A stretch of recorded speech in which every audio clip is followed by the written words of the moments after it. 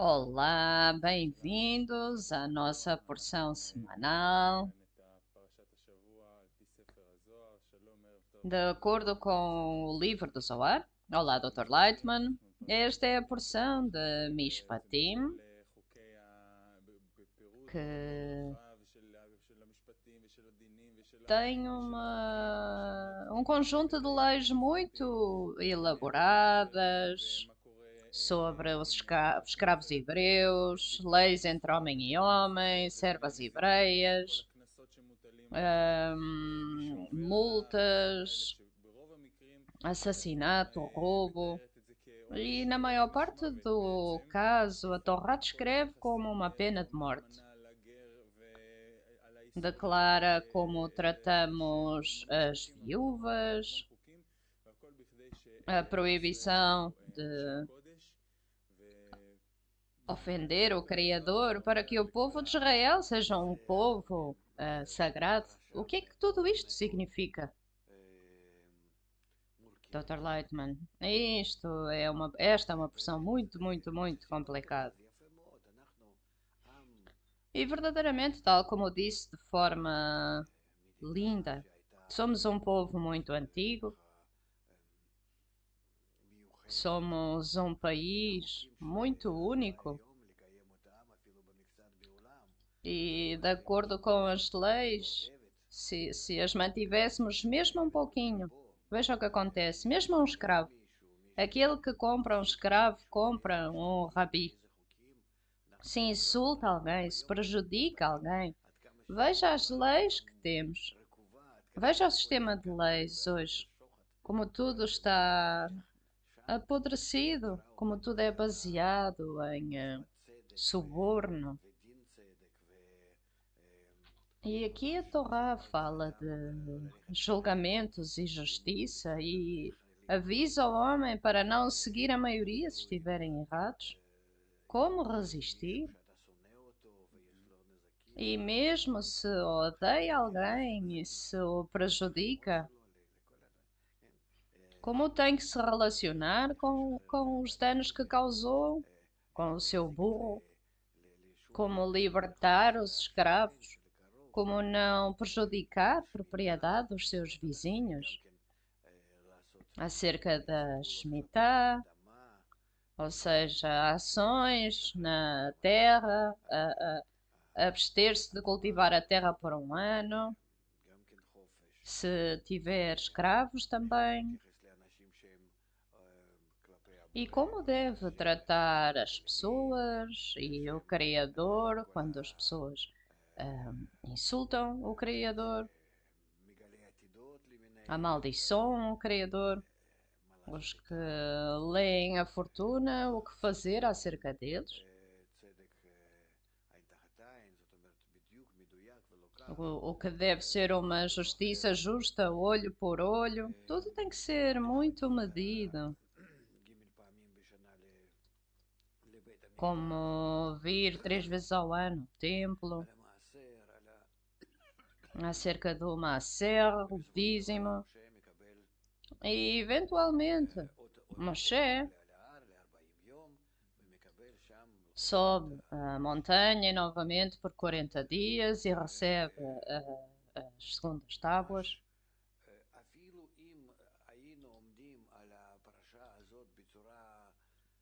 Mesmo se tivéssemos olhado para esta porção de uma forma comum, tal como lemos, de forma literal, isto é o que as pessoas comuns pensam, no significado literal. É precisamente o oposto. Está limpo de todas as ocultações, tudo está revelado. Isto significa Peshat. Portanto, nós começamos deste mundo e depois temos o mundo de Asiya, Yetzirah, Briah, Atzilut. E aqui em Atzilut temos a correção final. Já alcançamos a nossa correção final. Portanto, vamos dizer o seguinte: o mundo da Atzilut é o Peshat.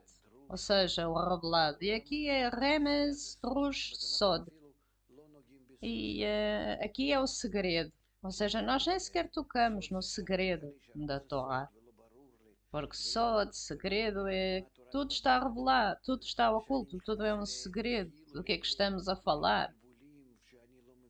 É como se entrássemos em confusões em que não entendemos nada, porquê, o que é que aconteceu, o que é que querem de mim. Não é como lemos aqui frases e está claro para nós que estas são leis entre homem e homem, entre o homem e a natureza, entre o homem e o Criador. Mas começo a pensar que talvez não seja exatamente assim. E depois, quando começo a compreender que não é assim, ou seja, que a Torá está a falar de algo que está completamente oculto para nós, isso significa que entramos no mundo da Ásia, o mundo espiritual de Ásia. Ou seja, começamos a reconhecer, a identificar que algo não está claro. E não estamos a falar de relações humanas, não estamos a falar de como tratamos os animais, a terra, o Criador, como descrevemos para nós próprios, não. Pelo contrário, tudo é um grande segredo. E quando começamos a relacionar-nos com ler a Torá desta forma, começamos a sentir que é assim. E isso significa que entramos no mundo da Sia. E depois começamos a pensar, então o que está a falar a Torá? E quando começamos a ver estas pistas, isto é chamado Drush. E depois de Drush, quando melhoramos mais, adquirimos qualidades espirituais, começamos a sentir discernimentos espirituais, subimos ao mundo de Briá, Remes, uma alusão, e depois, quando conhecemos a Torá, todos me vão conhecer, desde os mais novos até aos mais velhos, revelamos todo o mundo superior, e isso é chamado Pshat, ou seja, despido de toda a ocultação, todos estes níveis de ocultação desapareceram e alcançamos o mundo da Tzilut, ou seja, o seu lugar, Etzlo. Ou seja, estamos junto com ele e tudo é claro para nós. Então o que é revelado para nós ali? É revelado que a Torá nos diz como devemos viver neste mundo de acordo com estas leis. Sem dúvida, temos que as manter tal como vemos eu, os meus vizinhos, os animais, a terra, os escravos, tudo. Como tratamos os nossos pais e o nosso país, onde vivemos, como tratamos o Criador e tudo isto. Leis muito claras, como se não precisássemos de nada mais. Sentem-se, aprendam, conheçam tudo. Tudo o que os sábios nos deram e encontraram todo o tipo de subtilezas acerca das leis, não. Quando nos voltamos para o livro do Zohar, o Zohar inverte-nos completamente. O Zohar diz, não estamos a falar de tudo acerca deste mundo, acerca de nada deste mundo. Estamos apenas a falar do desejo de receber, criado pelo Criador, e não há nada mais senão o desejo de receber. E esse desejo de receber, a forma como foi criado no mundo espiritual, o desejo de receber como foi criado, foi como um desejo. E este desejo foi criado pela luz. Foi criado pela luz. E esse desejo de receber tem que concatenar e alcançar um estado em que está totalmente desligado da luz. Aqui o desejo de receber e a luz são um.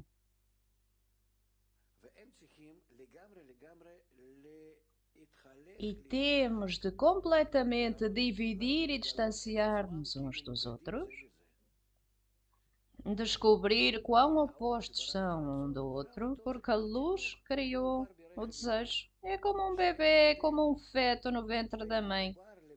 E não há diferença entre o feto e o ventre na medida em que todo o útero e o corpo da mãe, toma conta deste embrião que aparentemente é alheio a ela, mas não é. É a coisa mais preciosa no corpo da mulher. E todo o corpo, na forma do inanimado, vegetativo, animal, falante, não só nos nossos pensamentos, toma conta daquilo apenas.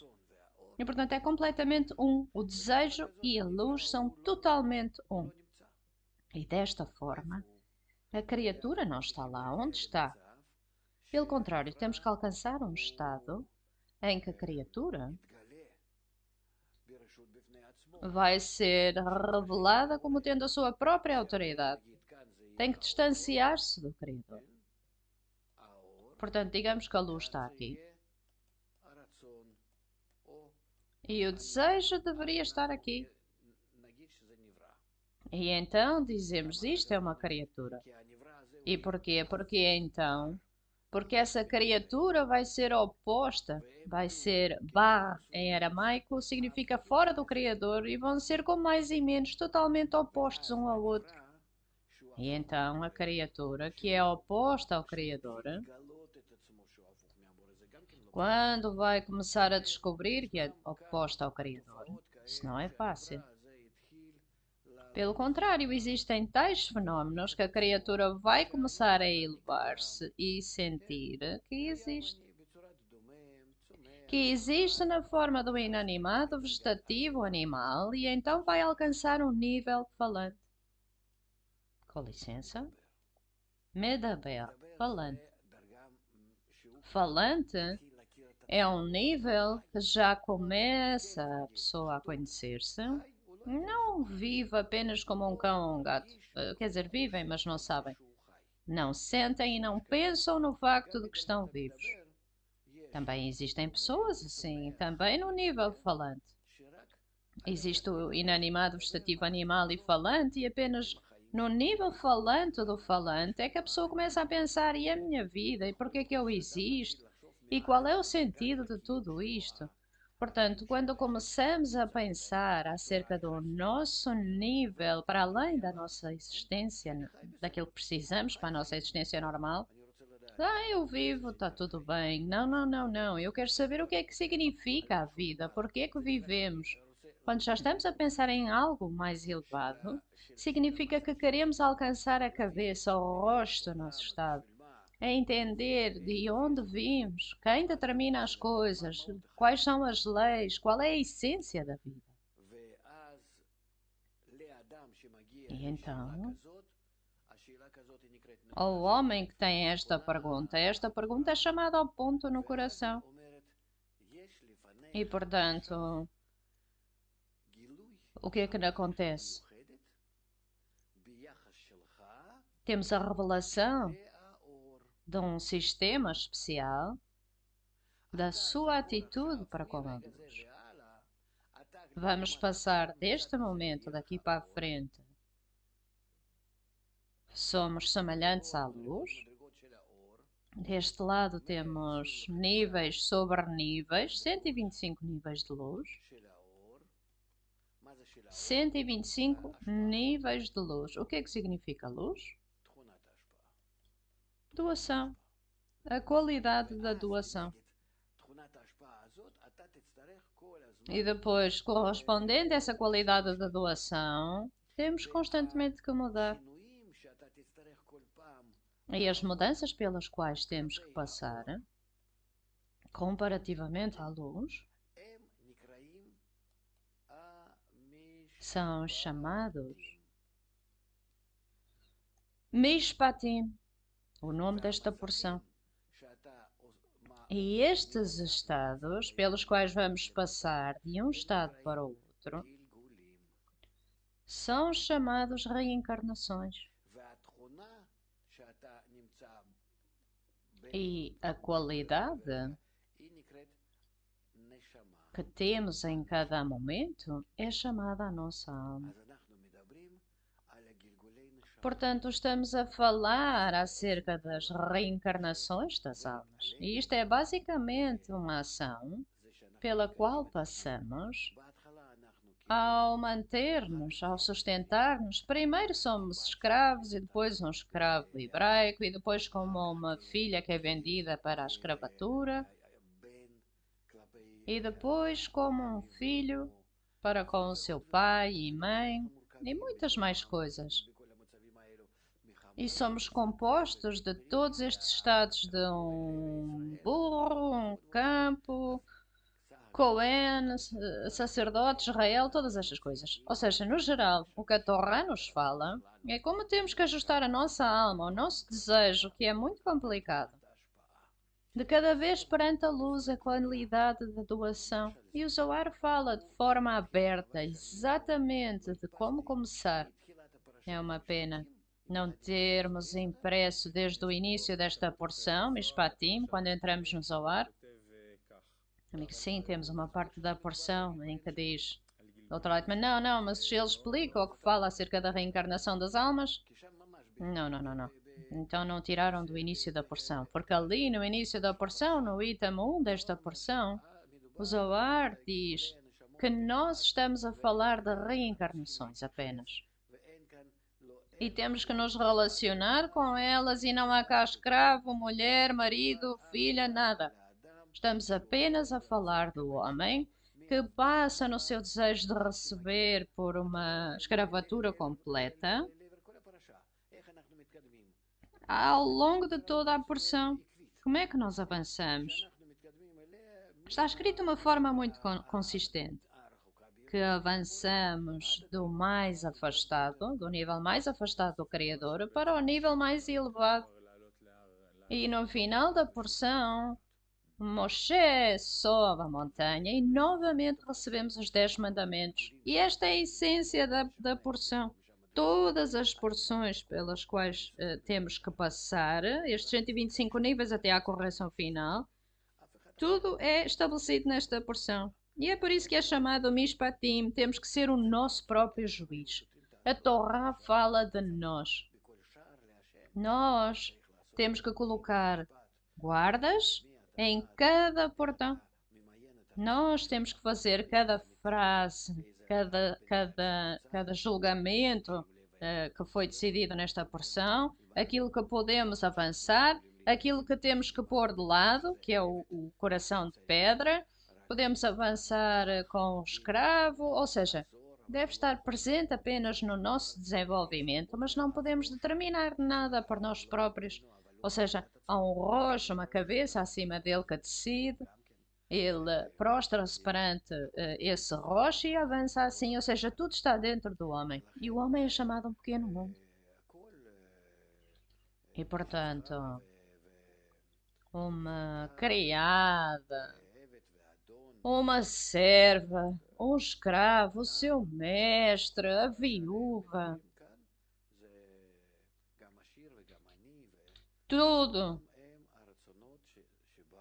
O pobre, o rico, são tudo desejos dentro da nossa alma, que são revelados na nossa alma de uma vez.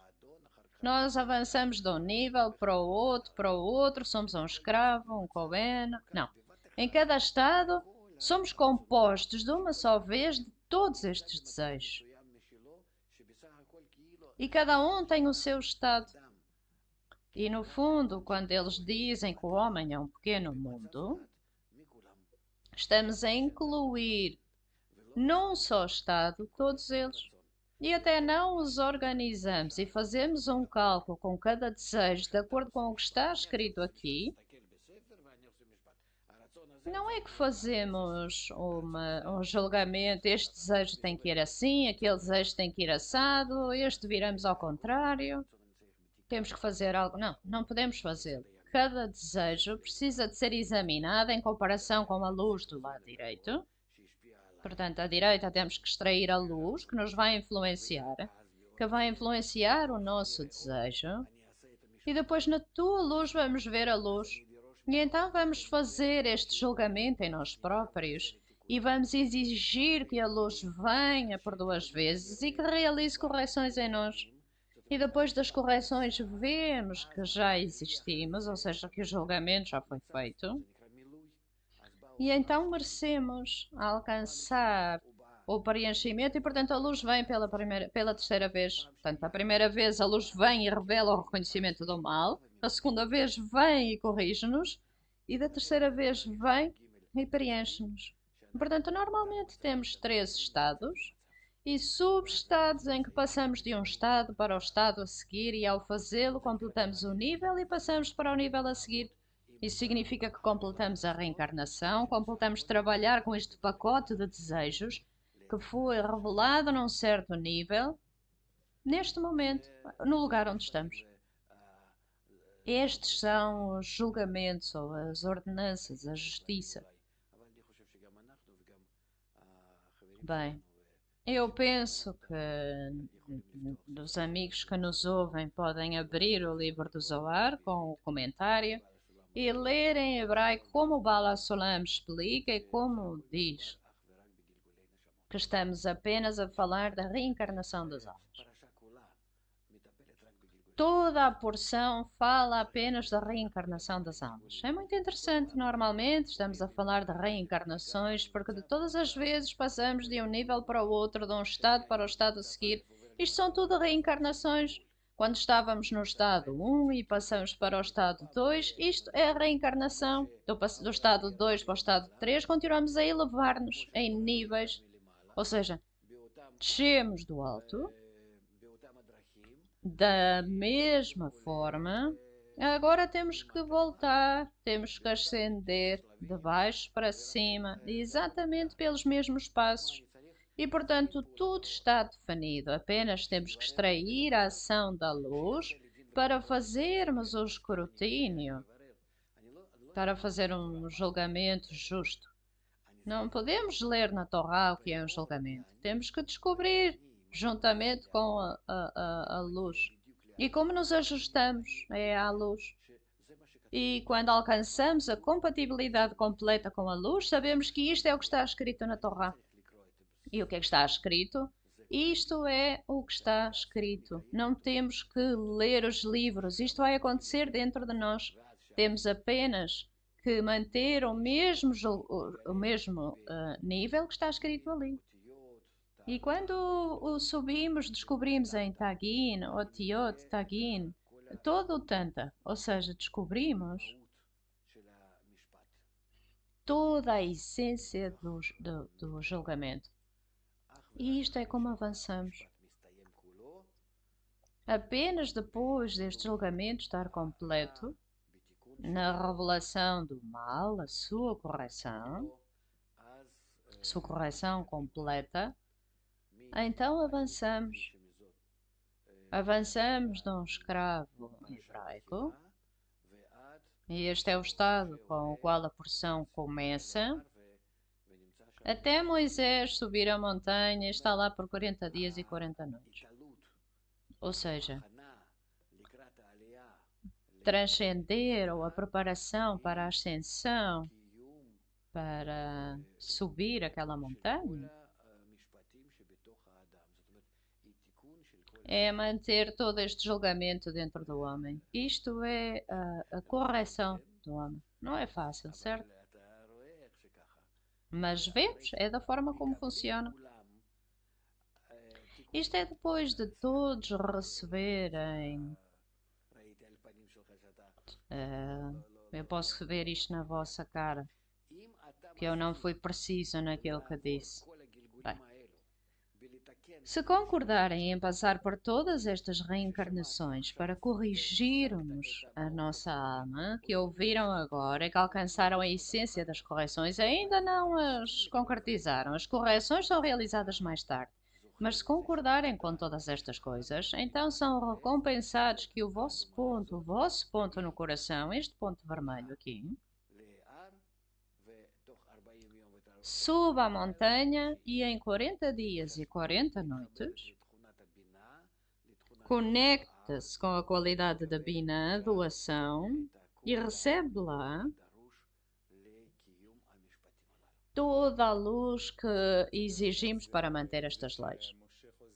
E, portanto, o facto de Moshe voltar ao Criador e dizer ao povo todas estas leis e tudo o que o Criador disse devemos fazer. Dr. Lightman, isto é a preparação para isto. Se estão prontos, então recebem as tábuas do pacto.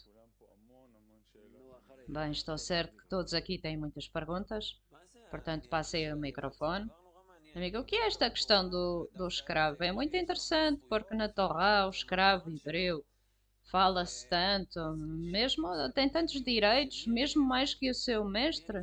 Então, se é na interioridade de quem é que eu sou escravo, a quem é que me vou escravizar, porque que o pai tem que vender a sua filha para ser uma serva, de que é que estamos a falar? Doutor Leitman, não um escravo no nosso mundo? Isso é uma pergunta, é assim tão mau ser escravo? Vemos que a escravatura foi um período muito longo na humanidade. E de acordo com o tempo que este período durou, não tínhamos assim tantos problemas e resistências. E o regime, não, isso não aconteceu. Ou seja, a escravatura foi uma propriedade importante que temos que manter, porque é muito preciosa. Talvez seja mais caro do que um burro ou um camelo, se estivermos a falar das nações do mundo. E o povo de Israel, o mestre tinha uma lei muito severa sobre como deveria tratar o seu escravo. Portanto, um escravo vem com direitos. Hoje somos escravos nas nossas vidas também. O escravo tem que trabalhar, tem que fazer o que o mestre lhe diz, tem horas de trabalho. O mestre tem que tratar de comida, de sítio para dormir. Se dessemos às pessoas condições sobre como está escrito aqui, eles concordariam com isso. Porque não teriam que ter problemas com dormir, comer, podiam casar-se, ter filhos e todo o resto. Portanto, um escravo é um estatuto social. E também vemos nas culturas antigas que os escravos também eram médicos, cientistas e continuam escravos, por assim dizer. É uma cultura especial, ao contrário de hoje. Hoje temos muitos lugares no mundo em que usam as pessoas como escravos. Portanto, antes de mais, temos que compreender que a nossa abordagem a esta palavra, escravatura, não é como pensamos que um escravo não tem nada e que não tem nada que lhe pertença. Pelo contrário, um servo do Criador, um escravo do Criador é outra coisa. É que nós, no nosso desejo de receber, queremos alcançar um estado em que todo o nosso desejo de receber, na sua forma natural, que é apenas por ele próprio, que desapareça e que se torne o desejo de doar.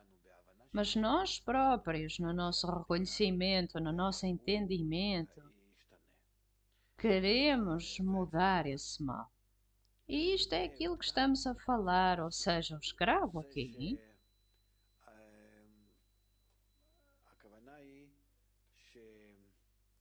ou o seu significado.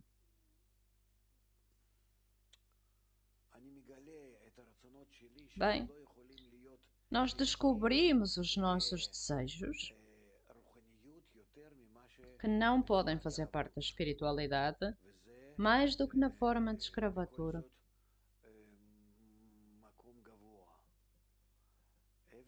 Mas este é um lugar elevado ainda assim. Imaginem que todos os vossos desejos, pensamentos, anseios, qualidades com os quais nasceram, tudo o que receberam, agora têm as forças para caminhar de tal forma que todas as tendências, qualidades, toda a vossa interioridade, tudo está dedicado a uma coisa apenas: para alcançar o amor aos outros, digamos. E embora sejam incapazes, descobrem que são incapazes, mas de alguma forma querem que aconteça. Este é o início da escravatura, e depois, na medida em que o desejo de receber é revelado mais e mais em cada momento, continua a crescer, e em cima deste crescimento estão preparados para transformá-lo num burro, num escravo,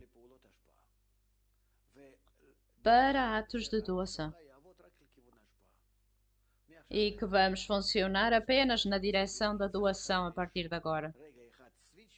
Mas isto não é carregar num botão e já está. Temos que trabalhar nisto a cada momento até alcançarmos todos os nossos desejos serem pelo benefício dos outros. Portanto, não é um estado simples. E este é o nível do escravo. E por isso diz que devemos trabalhar por 6 anos e no 7º ano vamos ser livres.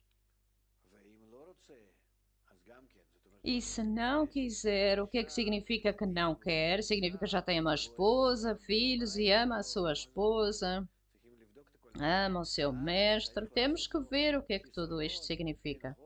E então temos que fazer uma carência para ele furar a sua orelha. O que é que isso significa? Estas são coisas muito complicadas, são correções adicionais.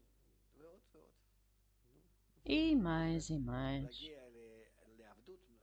Portanto, chegar à escravatura, o conceito da escravatura, o escravo do Senhor, o escravo sagrado, isto é um nível muito elevado, mas não é o nível final. O nível final é que vamos ser filhos do nosso Criador. Amigo, aqui é uma pergunta acerca de todo este assunto das reencarnações das almas. Este é um conceito familiar e confuso, e portanto foi difícil para mim seguir a sua explicação. Rav diz: a palavra é confusa de um estado para outro estado espiritual. Isso é chamado reencarnação, de um estado para o outro. Agora eu estou num determinado estado. Quando estamos num determinado estado, bem, consideramos agora estamos num determinado estado. Este sou eu. Estes são os meus desejos. Estes são os meus desejos. Tenho 613 desejos. E são todos primeiro para receber.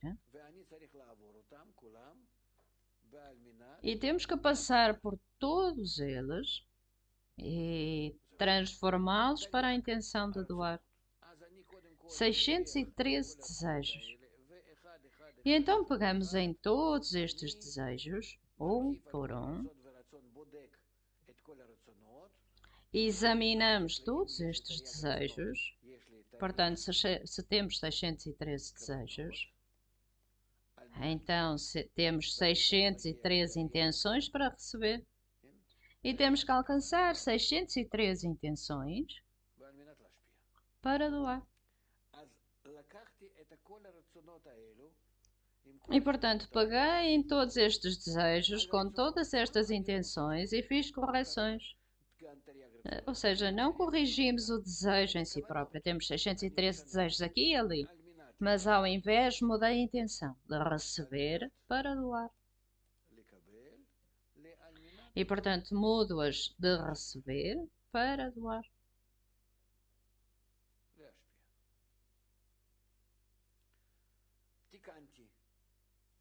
E portanto estão corrigidas.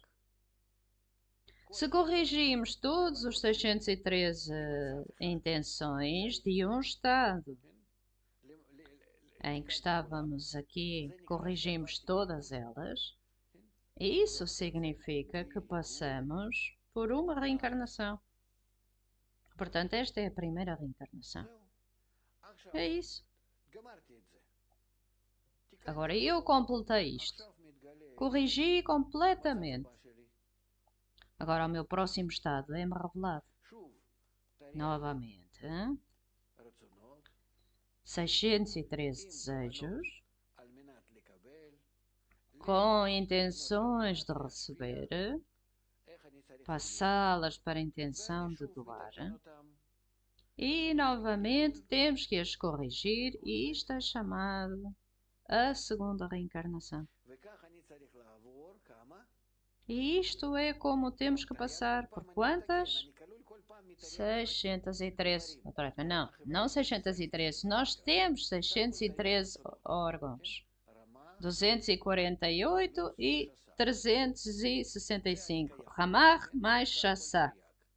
248 mais 365. Ou seja, 613. Estes são os desejos que temos em nós. Mas quantas reencarnações é que precisamos? Precisamos de 125 reencarnações ou níveis. É isso. Até à correção final. Sim, o que é que não está claro aqui? E qual é a conexão entre o conceito de reencarnação para o nosso corpo fisiológico, a morte, tudo isto? Mas nesta carne, não há conexão entre as duas. Talvez. Bem, temos que passar por todo este processo, normalmente.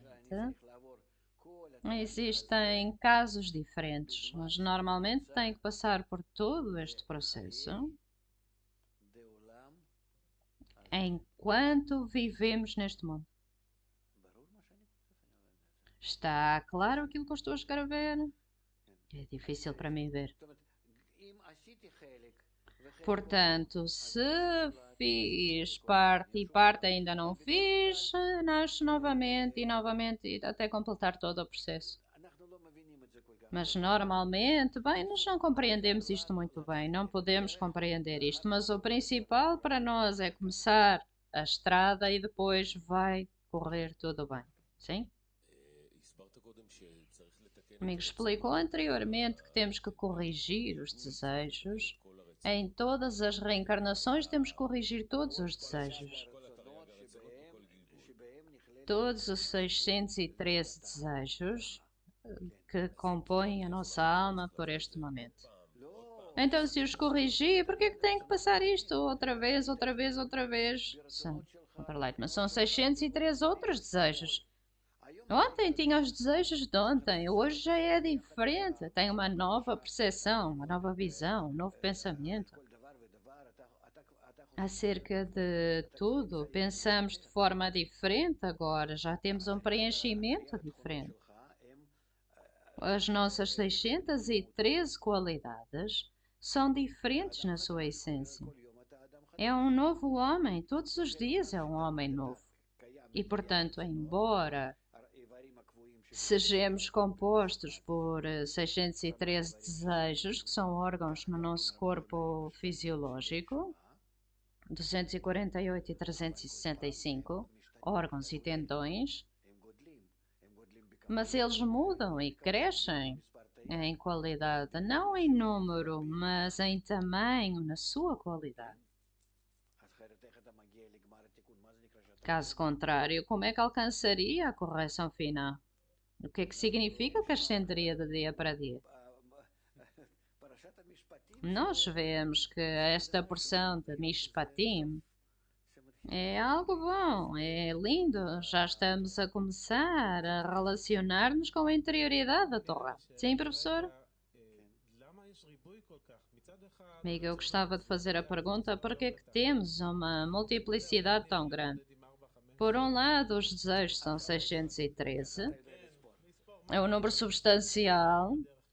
O máximo com que eu consigo lidar é com 5 e as reencarnações são 125 níveis. É tipo um edifício muito alto. Dr. Lightman, não é só isso, deixe-me dizer. De forma deliberada, temos 5 partes. Aprendemos nas fases de luz direta. A luz que criou o desejo tem que o criar até a um estado em que o desejo responde e pergunta acerca de si próprio: o que eu sou? Quem eu sou? Para quê? Portanto, a luz cria o desejo de receber, né? E depois o desejo de receber quer ser como a luz, o desejo de doar, para doar. E então é composto do desejo de receber e do desejo de doar.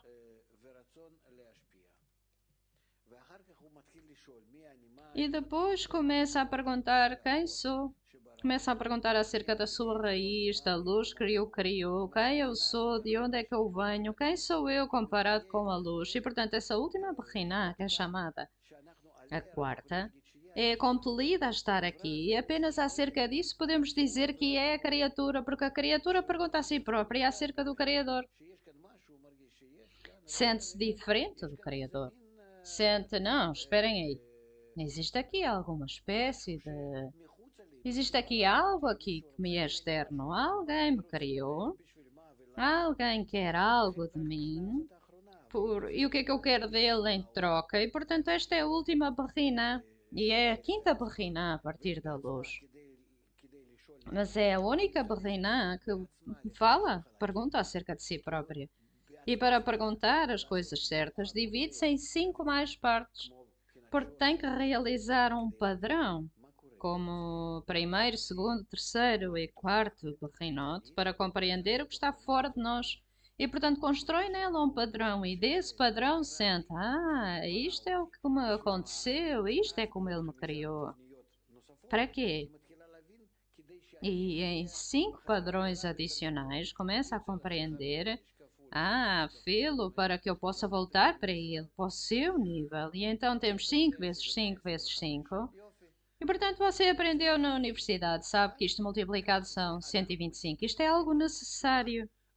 E isto é como alcançamos a resposta a esta primeira pergunta de porquê que existimos, de onde vimos, e não temos mais nenhuma escolha senão passar por estes julgamentos em nós para o reconhecimento do mal. Para quê? Para que correções para compreender de forma correta e alcançar a nossa raiz.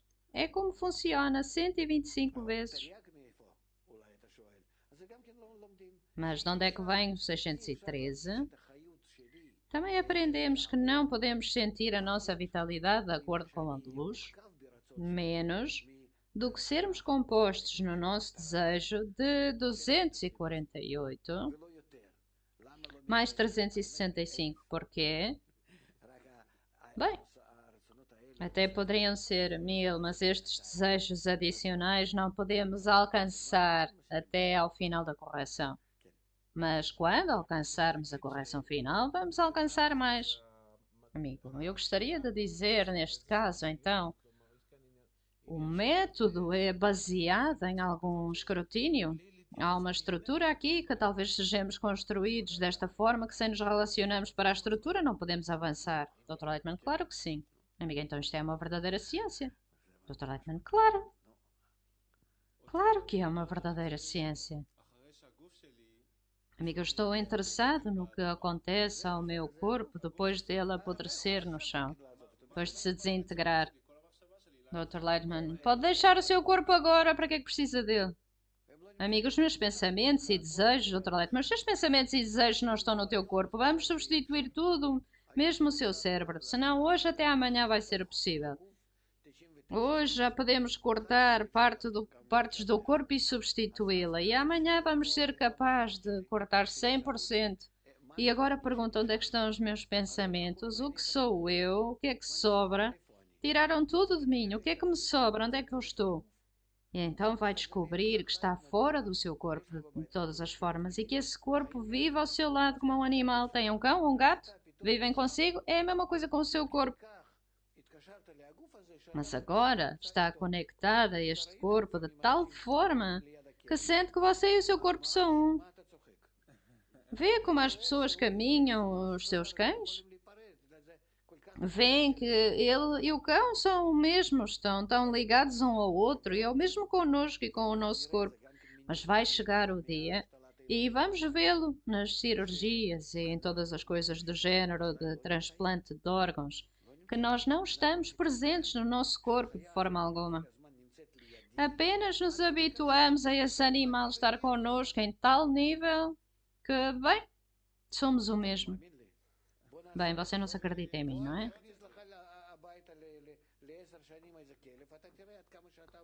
Bem, Coloque o seu cão, um cão na sua casa por 10 anos e vê se isso não funciona assim. Somos verdadeiramente assim. Nós não existimos em nós. Nós pertencemos a fora do nosso corpo. Porque o nosso corpo é animal. E nós somos o nível do falante. E o falante não pertence. Pode substituir toda a minha cabeça, o meu coração. Não vai mudar. Quando eu lembro-me quando tivemos o primeiro implante do coração na África do Sul, todos pensaram que tipo de pessoa é que vai ser, com que qualidades. E embora tenham falado e disseram que nada vai mudar, eu lembro-me das pessoas perguntarem e os jornalistas virem falar com a pessoa e agora rimos acerca disso. Mas foi difícil para a humanidade habituar-se que o coração é apenas uma bomba. O coração, o coração, o coração. E a mesma coisa acerca do cérebro. Nada. É apenas uma máquina e mais nada que controla o nosso corpo animal. É o mesmo com os animais? Doutor, sim. E por isso está escrito. Todos são como animais. Bem, amigo, temos aqui uma parte do Zohar que diz o seguinte. São os itens 98 e 99. As pessoas estão confusas e não veem a verdade na Torá. E a Torá chama-lhes todos os dias, chama por elas em amor e não conseguem ouvi-la. Porque da Torá algo sai e imediatamente é destacado de novo. E o que é aparente imediatamente oculta-se, e a Torá não o faz apenas para aqueles que sabem e que a conhecem. Estas são as palavras da Torá que são reveladas apenas àqueles que a amam. A Torá sabe que aquele sábio abre o portão todos os dias, e o que é que ele fez? Ela revelou-lhe a sua face do palácio, a partir do palácio, e ele imediatamente voltou para o seu lugar e ocultou-se novamente. Todos aqueles que não conhecem e não olham, mas ele apenas. E os seus interiores, coração e alma, seguem-no, e portanto a alma é revelada e descoberta e opera com amor àqueles que a amam e querem despertar o amor. Dr. Lightman, isto é o principal, o resultado de todos estes julgamentos, mishpatim, que façamos a correção dos 613 desejos para termos um desejo, e que todos sejamos como um homem e todos tenhamos uma qualidade mútua de amor e doação em ama o teu próximo como a ti próprio.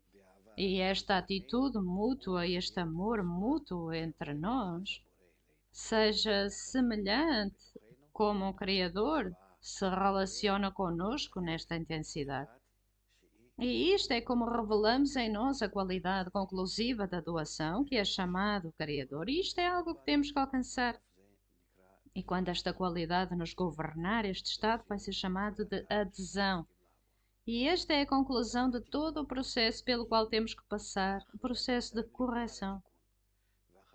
E, entretanto, alcançamos apenas a correção final e depois desse nível, a partir desse nível, quando formos semelhantes ao Criador, quando entrarmos em equivalência com Ele, então a partir daí é chamado o segredo que somos incapazes de compreender, como nos acontece quando estamos conectados e corrigidos como uma criatura, como o Criador nos criou para começar, mas alcançamos este estado por nós próprios.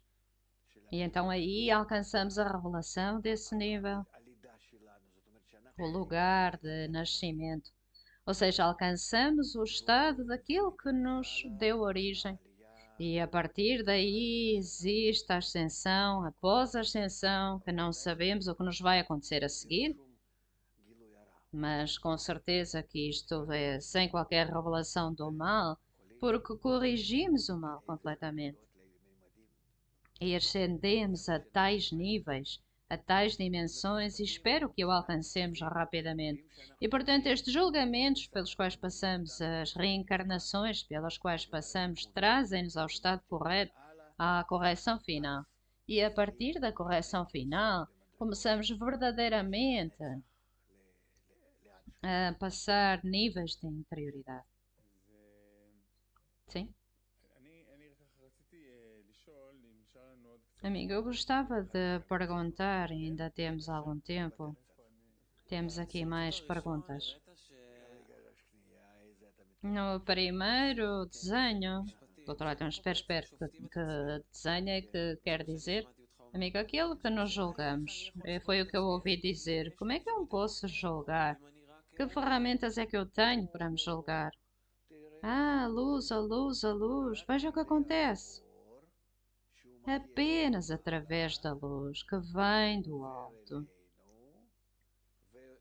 vem até nós.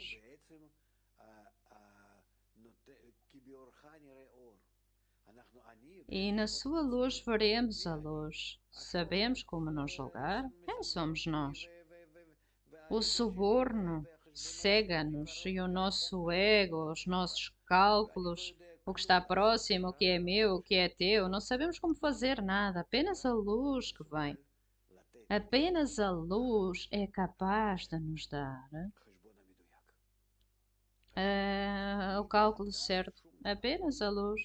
E sem isso não podemos fazer nada, não somos nada sem ela, e é o mesmo em todos os níveis.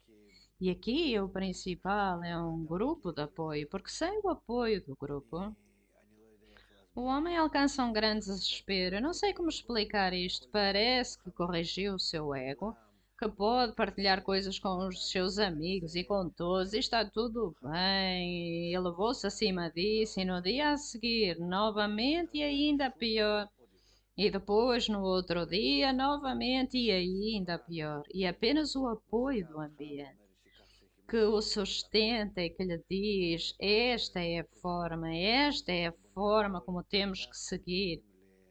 E um centavo acrescenta a outro centavo até alcança uma grande soma. Isto é como realizamos as correções apenas através da iluminação da luz. Amiga, então pode descrever este processo de uma forma organizada?